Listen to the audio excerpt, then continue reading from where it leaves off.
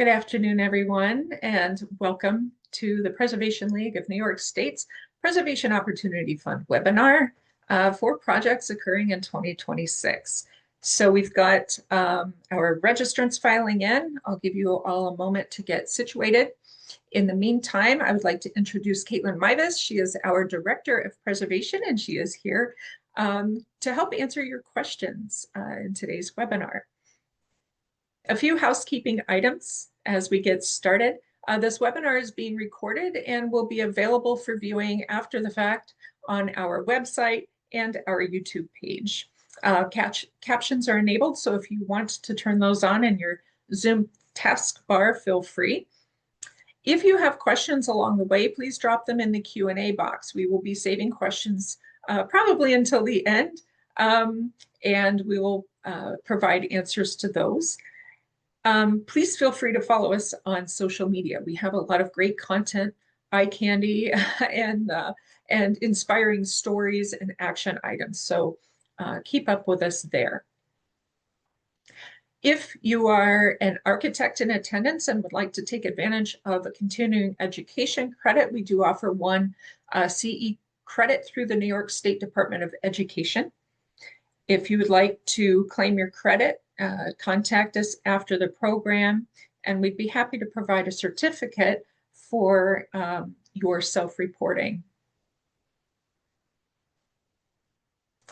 All right, if you have found your way to this webinar and you're not familiar with the Preservation League of New York State, we are the nonprofit organization working for preservation all across the state and all 62 counties since 1974. We empower all New Yorkers to use historic preservation to enrich your communities, protect our heritage, and build a sustainable future. We do that through a number of programs, including grants, our longstanding Preserve New York and TAG grants, and now our Preservation Opportunity Fund and Gratz Fund grants. We advocate for historic preservation at the state, local, and national level. We are particularly proud of our advocacy for the Historic Tax Credit Program in New York State that benefits homeowners and commercial property owners in historic districts.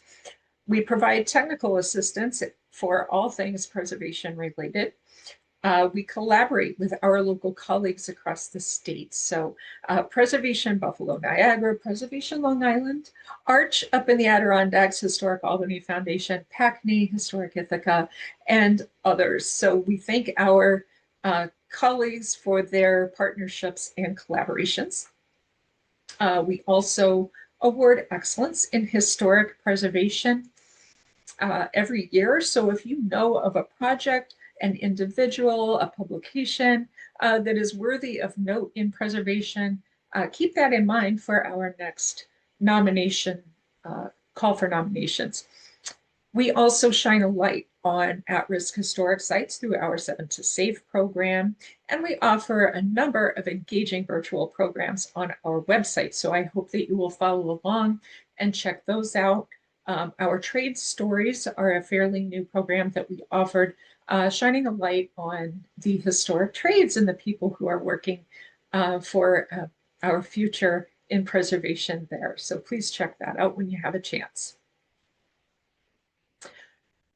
So a quick overview of the Preservation Opportunity Fund so that you can see if it's a good fit for the project you have in mind.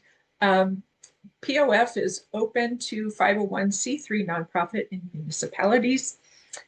We offer grants between $10,000 and $40,000 for shovel-ready projects for historic buildings, sites, structures, and objects that are accessible to the public.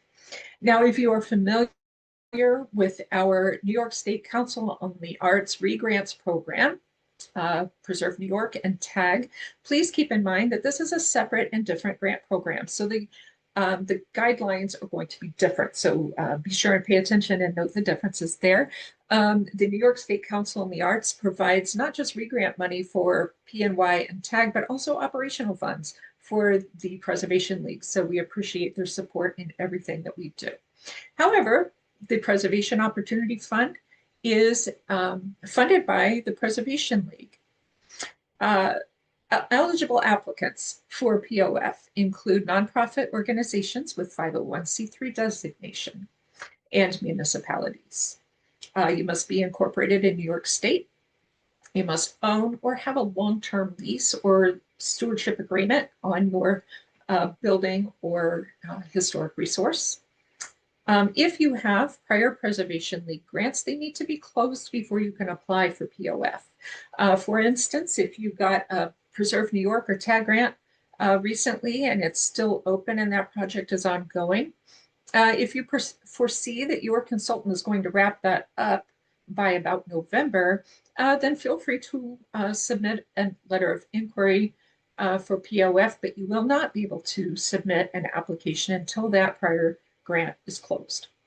And you may only apply for one project per grant cycle.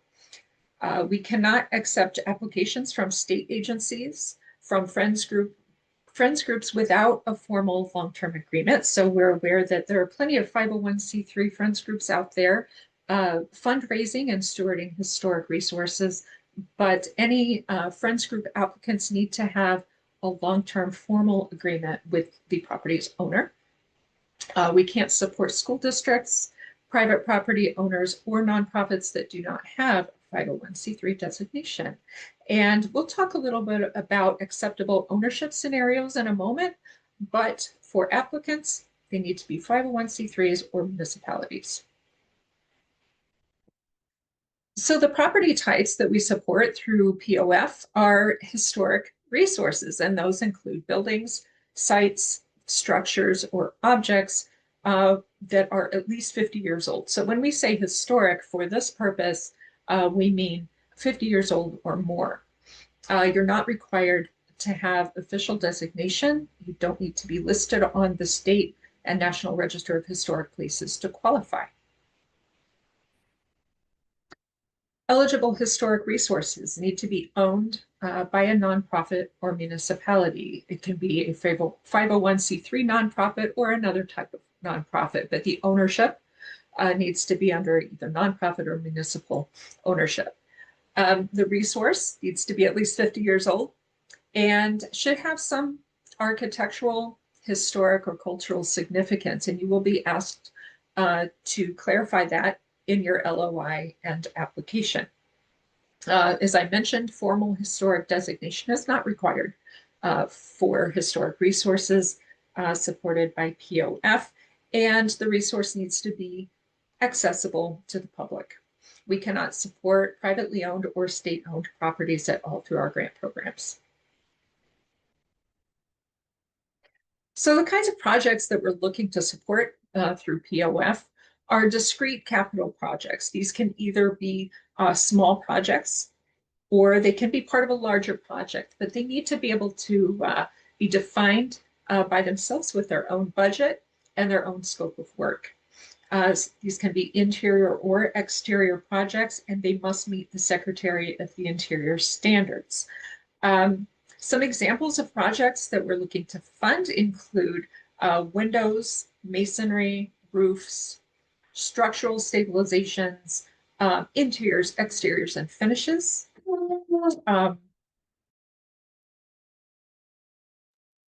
Sorry about that. Let me get rid of this. Bear with me one moment while I try to. There we go. We also support electrical and HVAC system upgrades and energy efficiency improvements in your historic building.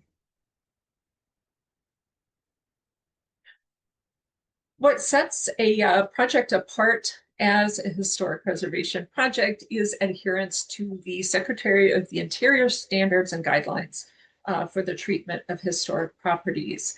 And this guide is available for download online. It's a pretty hefty guide, but keep in mind that it includes standards and guidelines for different types of projects, including preservation, restoration, reconstruction, and rehabilitation.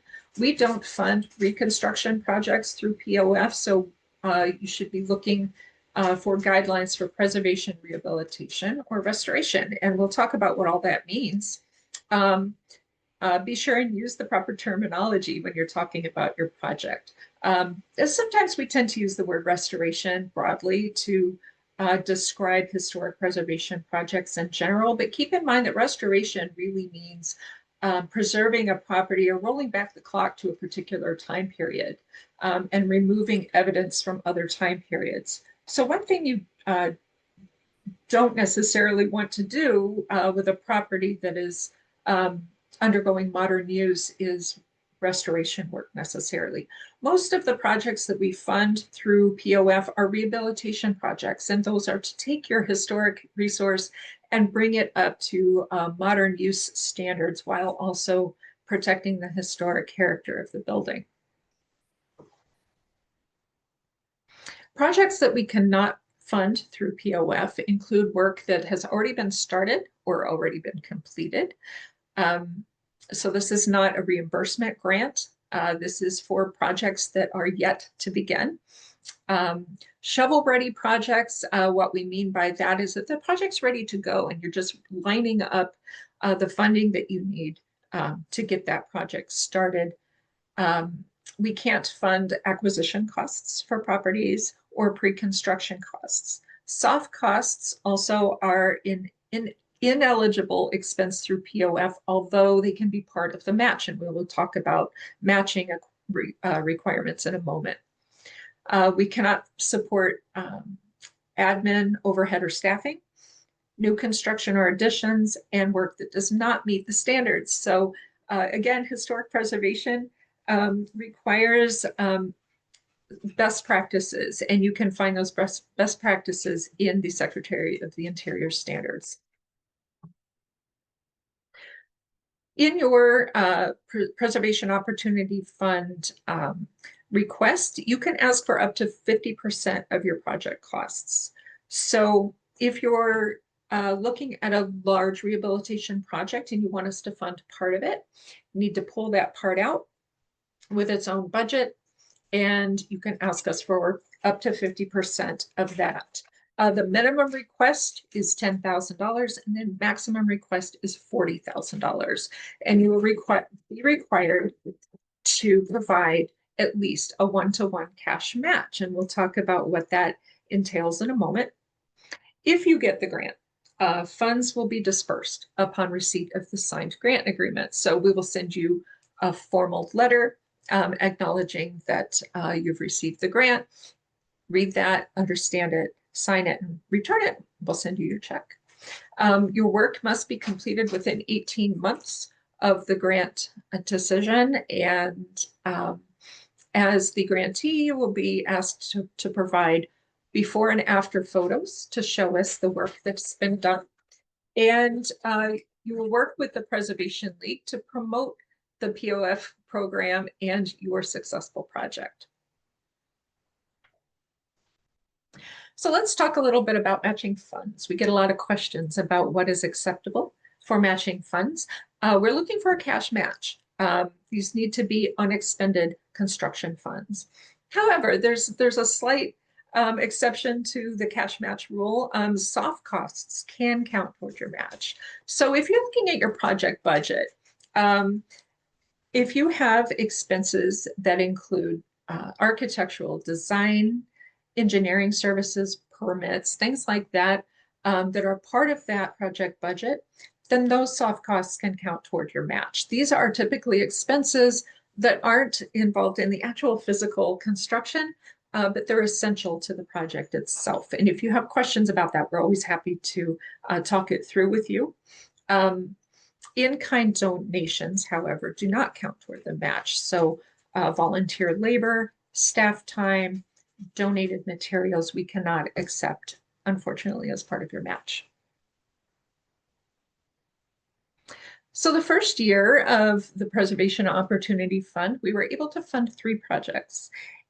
Old Fort Johnson in Montgomery County was undergoing an extensive roof restoration. And part of that project involved period-appropriate gutters. Those are not cheap. They were able to pull that out as part of that larger project for their POF request. The Tenbrook Mansion was also undergoing a roof restoration project. And as part of that project, they discovered that the balustrade on the roof was in poor repair and needed to be rehabilitated. It was sort of an unexpected expense for them, so they were able to apply for a POF grant and get that portion of the roof restoration project covered. And the Thomas Memorial AME Zion Church in Watertown, that was one of our 7 to Save properties from 2022. They have been experiencing water infiltration through a damaged roof and some structural damage where the tower meets the building, and they needed to have some emergency work done there. So the Preservation Opportunity Fund helped them with that project. And that's a good example of an organization that they were not able to apply for Preserve New York or TAG. They did not qualify because of the ownership scenario of that building, but they did qualify for POF. So it's important to keep in mind, this is a different grant program from PNY, and TAG has different requirements. So last year, we were able to fund 6 projects through POF. The Cathedral of All Saints in Albany has a guild house out back. And that was originally built as a settlement house and has deteriorated over the years. They were experiencing water infiltration and damage to their masonry, and needed to do some emergency roof repairs. So POF was able to help with that. Another project that may not qualify for our other grant programs, but certainly did qualify for POF. The Hudson Athens Lighthouse has been undergoing ongoing rehabilitation projects over the years. They've enjoyed a number of grants from us. A barge ran into the lighthouse this year and set things back a little bit. But one of the things standing in the way of their rehabilitation project was asbestos removal and an old boiler in their basement that needed to be removed so that they could continue their work. It's not the sexiest project ever to fund, but it was certainly something important that needed to be done before they could proceed with their work. So POF was able to help with that. The Flower City Arts Center in Rochester is rehabilitating and preserving their historic firehouse. And part of that project is funded through POF. The Glen Conservancy in Montgomery County has gorgeous windows, circa 1831.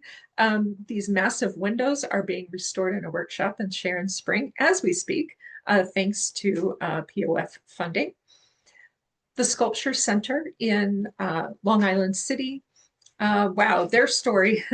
So speaking of urgent projects, Sculpture Center was experiencing some water infiltration in their gallery spaces, probably due to some construction taking place alongside their historic building.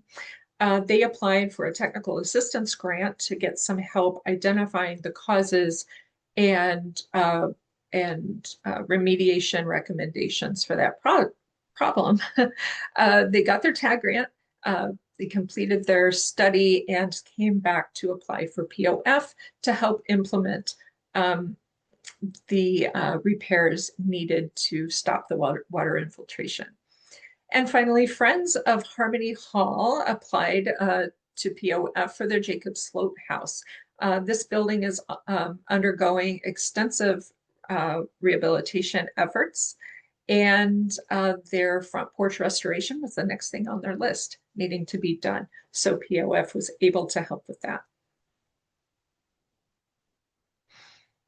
So if all of this sounds good to you and you would like to apply, the place to begin would be on our website. So our Preservation Opportunity Fund page has guidelines and information to read through to see if you're a good fit for POF. So visit our website, download the guidelines, read through them, and submit your LOI directly from our website. The deadline for submitting LOIs is Monday, September 15th at 5 p.m. And then we will look through those letters of inquiry and select a limited number of applicants to submit a full application. Those full applications will be due in November. And then you can look forward to February in 2026 to be notified of grant decisions. So I've mentioned an LOI. What is that anyway? So a letter of inquiry is basically your letter of intent to apply for POF. This helps cut down on the time needed to introduce your project to us and help us determine if your project is a good fit for the Preservation Opportunity Fund program. The letter of intent is brief, up to 2 pages. It's not intended to be a comprehensive grant proposal, but rather an introduction to your organization, your historic resource, and your project. This helps us quickly understand your project and assess your eligibility and fit. To submit your LOI, all you need to do is go to our website. There you will find the guidelines and all the other information that you need to know about the Preservation Opportunity Fund. Once you have read through all of that, then click on the Submit an LOI button at the bottom of the page. That will take you to our grant portal, Smarter Select. All LOIs and applications are to be submitted through Smarter Select.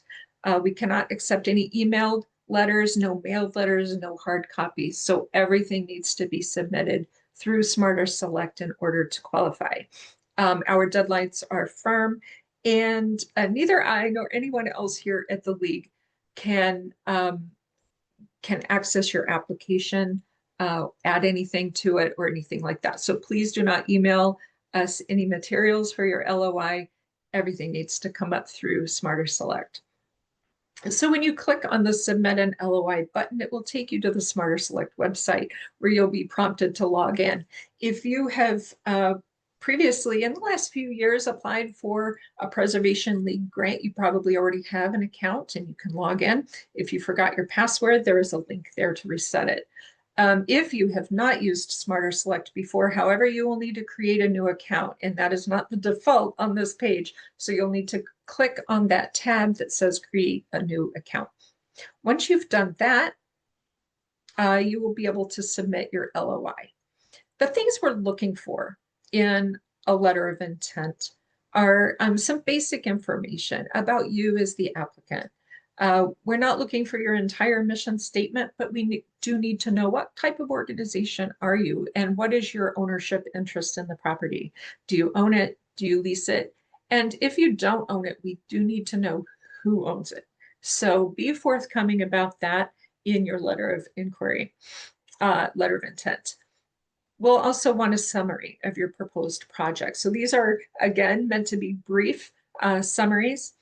We'll want to know a little bit about your historic resource and its significance. Describe the scope of work. What does the work entail? How have you determined the scope of work? So this is an important point that I haven't really talked about yet, but it's one of the main things we look for in the projects that we fund through the Preservation Opportunity Fund. We want to see some sort of professional guidance. We want to see your scope of work backed up by either a preservation planning study or oversight by a historic preservation professional. This can either be a preservation architect, engineer, or it can even be your contractor as long as they are a preservation specialist. We could talk a little bit more about what that means in a moment. But we're going to want to know how you've determined what work needs to be done and decided to move forward with.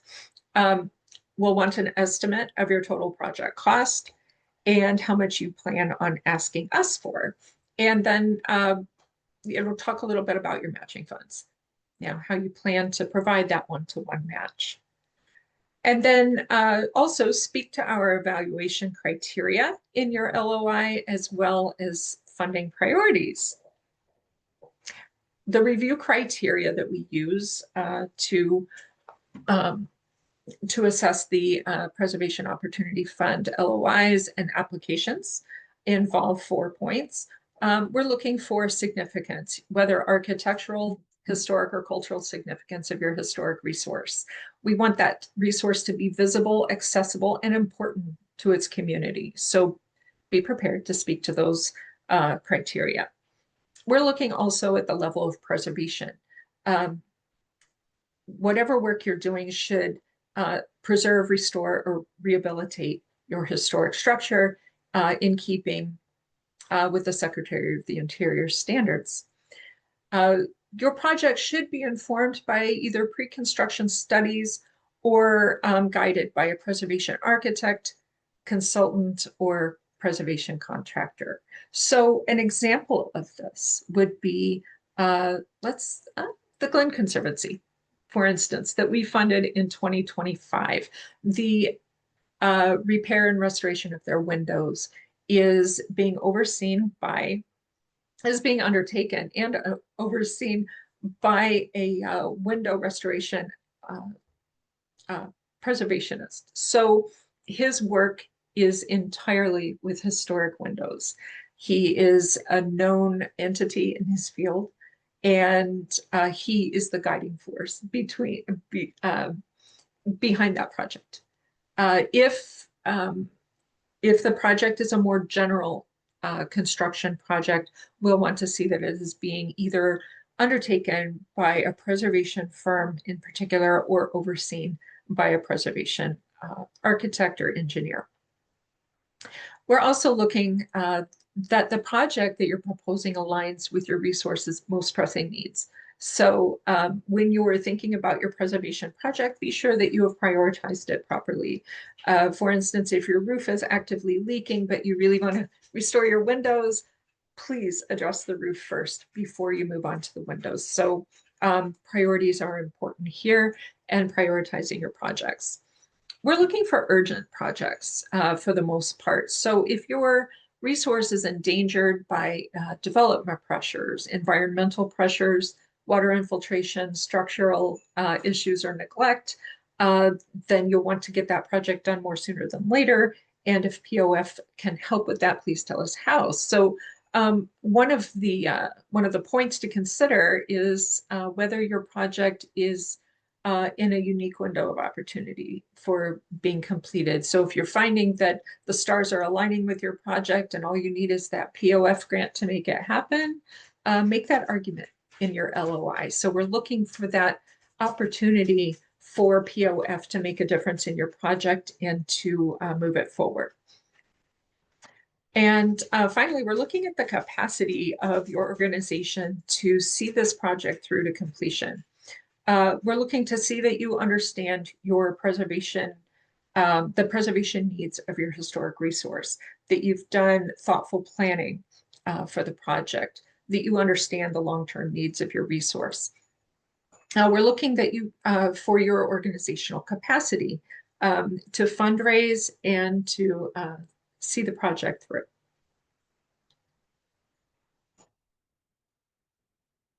All right, something else that we consider in your LOI is how your project might meet our funding priorities.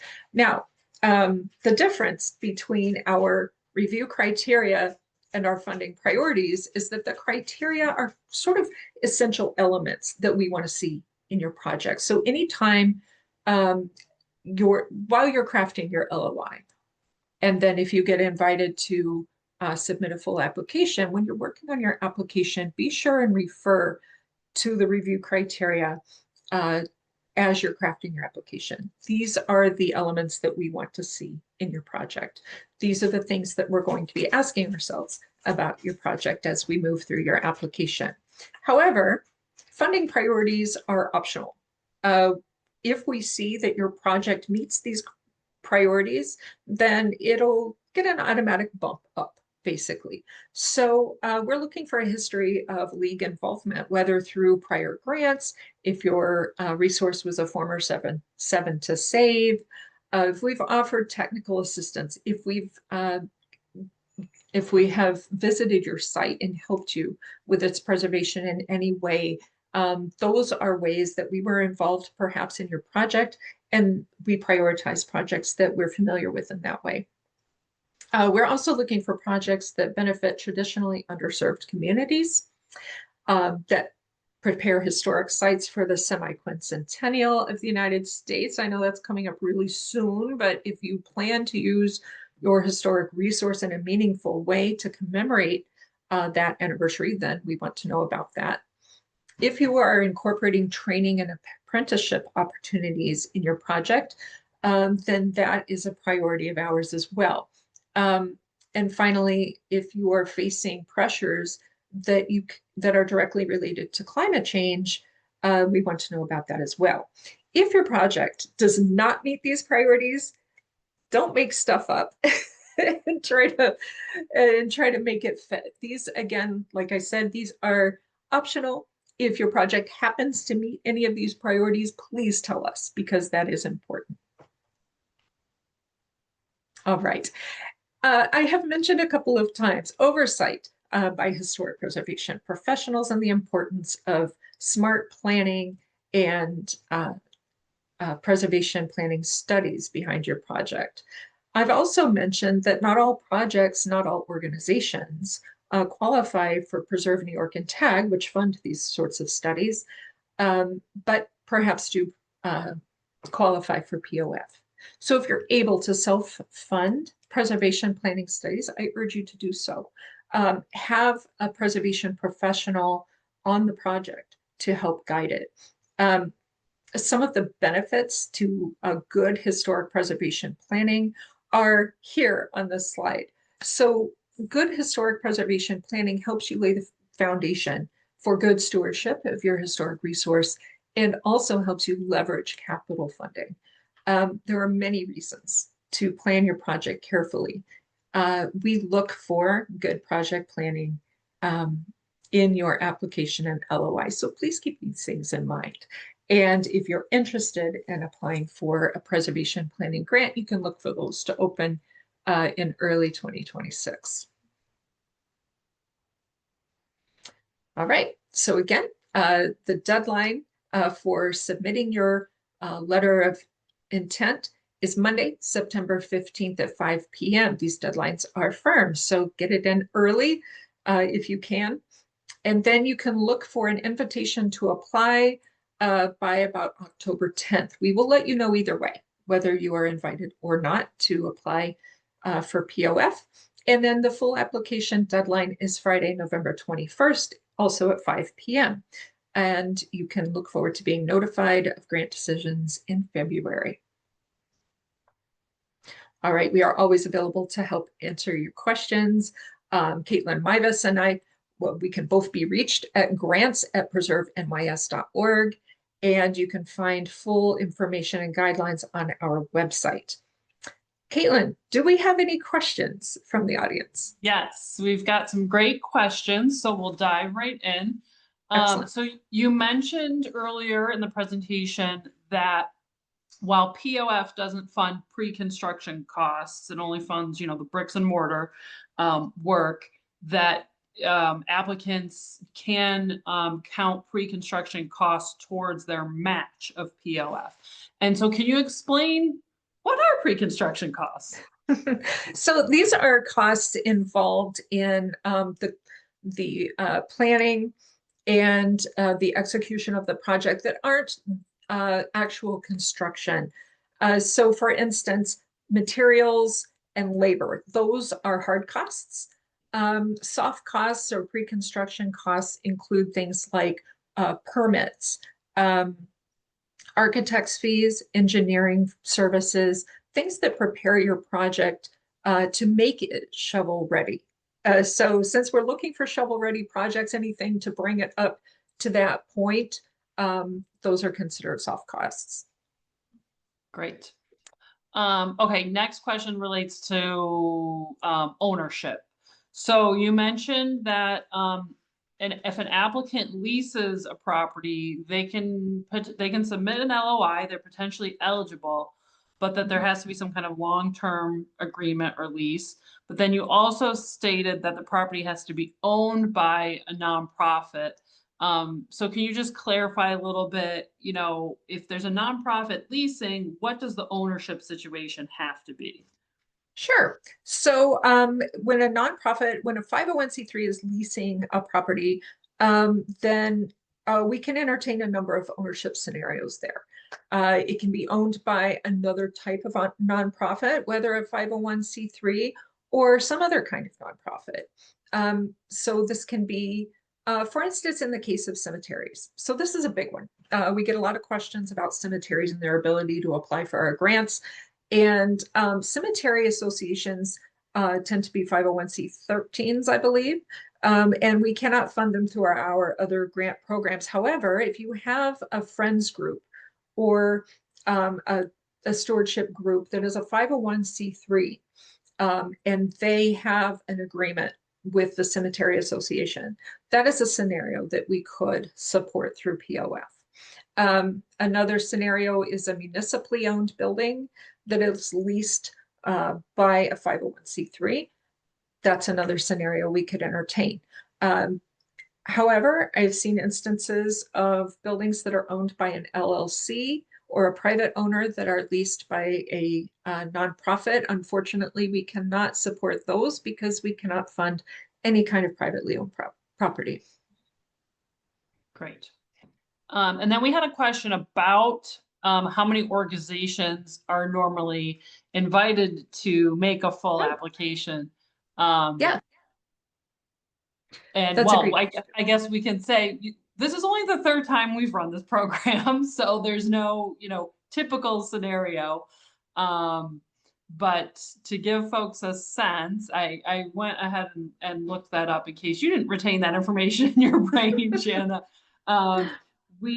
Last year we had we invited 10 applicants to submit full applications, and the prior year it was just under 30.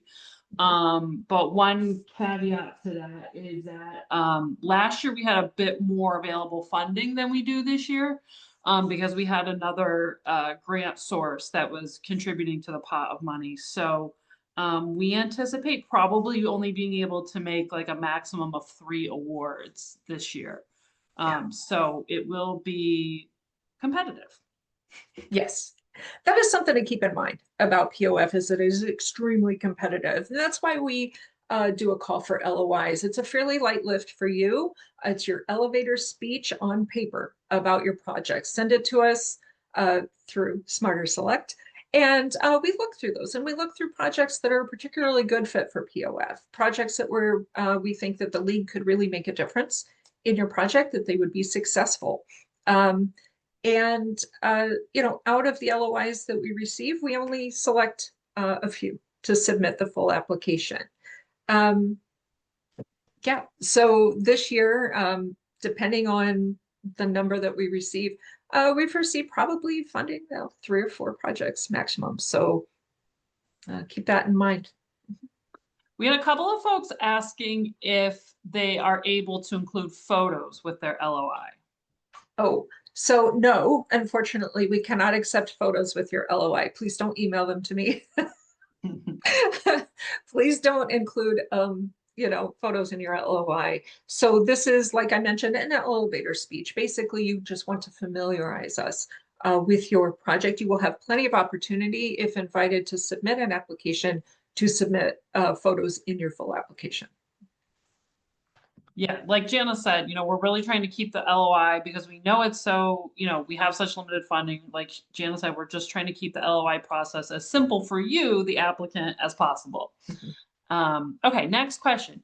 If we have a TAG project in progress that will determine water infiltration mitigation strategies, and that project will be complete by the application deadline, but is not complete by the LOI deadline, can we say the most pressing need as identified by the architectural consultant during the TAG study without knowing necessarily what it is when we submit the LOI? Does that make sense? It does. And that's a really, really good question. So yes, you may do that in your LOI. Keep in mind that we're going to want to see a specific scope of work in your full application. So as I mentioned, in your LOI, you're going to need to provide an estimated project cost. If you don't know what that project's going to entail yet, then an estimate is a loose sense of what this might cost. And as your consultant is going through their tag study, they may be able to give you some idea of that. So if you tell them that you're looking to apply for capital funding based on their recommendations in that study, they may be able to give you a heads up about what it might cost. So yes, your LOI is intended to be pretty general. And if you reference a tag study that is in progress, that's fine. However, that study must be complete and you must have those recommendations and that scope of work and your budget ready by November for the application deadline. Okay. Let's see, next question. We have been able to address the exterior envelope issues with our building. The pressing issues are now the interior restoration of missing architectural details. The cost of this work is much greater than the $40,000 grant maximum, but could we divide the interior restoration into discrete sections? Would that be a good way to proceed? Yeah, I think that would be a good way to proceed. Either room by room, certain kinds of millwork that you need to have done, for instance, focusing on certain elements of the interior restoration. Absolutely, you can piece that out as long as you can provide a budget and a scope of work for that particular piece.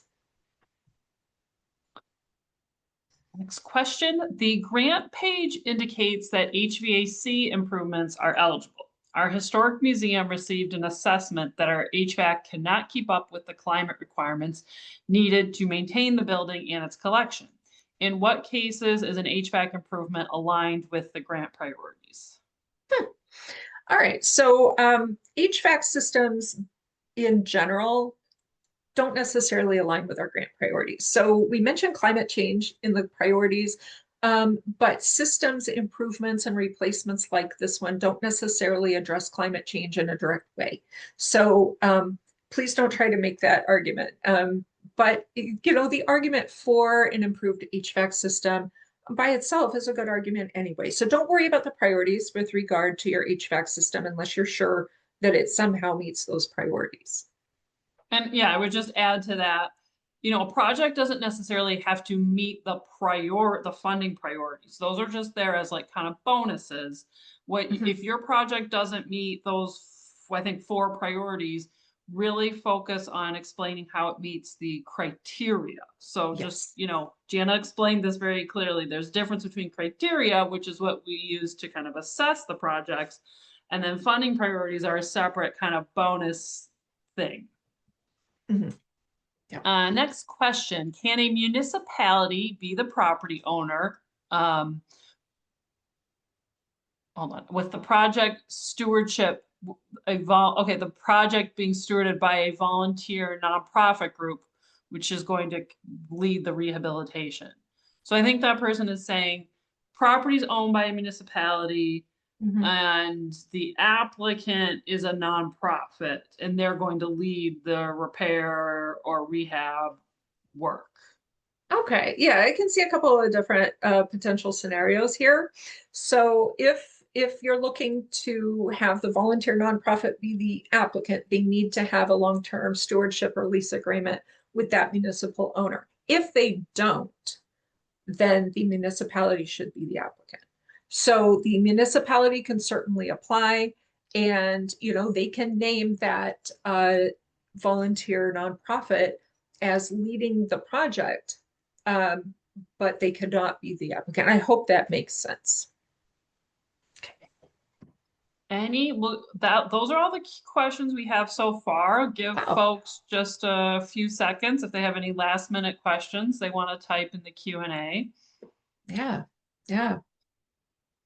Well, good. Those are all really good questions, and it sounds like maybe the information was pretty clear. Something to remember too, on our Preservation Opportunity Fund webpage, there is a list of FAQs. So for the last 2 years, we've been running this program, and we've made a note of some of the frequently asked questions there. So you can always refer to that as well. All right, I don't see any more questions. Of course, like Jana said, if folks do have questions that come up, obviously email Jana or myself at grants@preservemys.org, and we'll be happy to Oh wait, one more may have come in. So I think this was a follow-up on the last question, Jana. Mhm. Okay. So, the organization assigned the stewardship can apply. So if, if there's a nonprofit organization and they do not own the building, they must have some kind of formal written agreement with the municipality in order to apply. Mhm. So if you Mhm. want that nonprofit friends group to be the applicant, they must have some sort of lease with the municipality that owns the building. Absolutely. Um, Yeah. Now, if and they again, don't, yeah. go ahead, go ahead. If they don't, but they want to be actively involved in this project and this application, the municipality will have to be the applicant, and you can work together on this application. You can have people from that volunteer organization provide information, and but the official applicant would need to be the municipality in the absence of a long-term agreement. And if you've got, again, if you've got some kind of unique situation, shoot Jana an email and Yeah, you guys can have a quick chat about it. Okay, one absolutely. more question came in about match. Okay. So what can the match be? Where can it come from? What does it have to look like? Okay, so take for instance your project budget, and you've got a project budget that includes materials, labor, um, architectural drawings, permits, things like that. Your match needs to either be cash toward those expenses that you have set aside, money that you get from another grant toward those expenses, or money that you're spending on those soft costs. Either way, it's got to be money. So what it comes down to is it's got to be money that you're spending for that project, money that has not yet been spent on that project, with the exception, obviously, of soft costs. Sometimes those need to be spent before the project is shovel ready. So if you have ideas or scenarios, you can always send me an email or give me a call and we can talk about those. But essentially, when you're looking at the project budget, think you are picking up 50% of it. POF is picking up the other 50%. How you come up with your 50% is entirely up to you. Okay, but you're going to need to cover those costs. Yes, so whether it's from a bake sale, a single private donor, your savings, another grant, doesn't make a difference to us. Yeah, yeah, yeah. But you'll need to tell us, tell us how you're coming up with your match. Okay, that is all of the questions. All right, excellent. And as a reminder, this has been recorded and will be available for viewing on our website and our YouTube page in the coming days. So feel free to revisit it that way. If you have any additional questions, reach out to us anytime. And thank you all for joining us today. Okay, one more question popped in while you were talking. Oh, okay. Yeah, we have time. But it's yeah, let's just tackle this one. Can I be a recipient, because it's an important question. Can I be a recipient of another preservation grant and still apply? Yeah, you can. And that's fine. If you are, for instance, receiving New York State Council on the Arts capital funding, you can also apply for POF. If you're receiving state funding for it, yes, absolutely. And as Jana said before, you just can't have an open grant with the league, another open grant with the league, and still receive a POF grant. There you go. Mm-hmm. Okay. I think now we're done for real. Excellent. Thank you so much, everyone. Good luck and keep in touch. Bye, everyone. Bye-bye.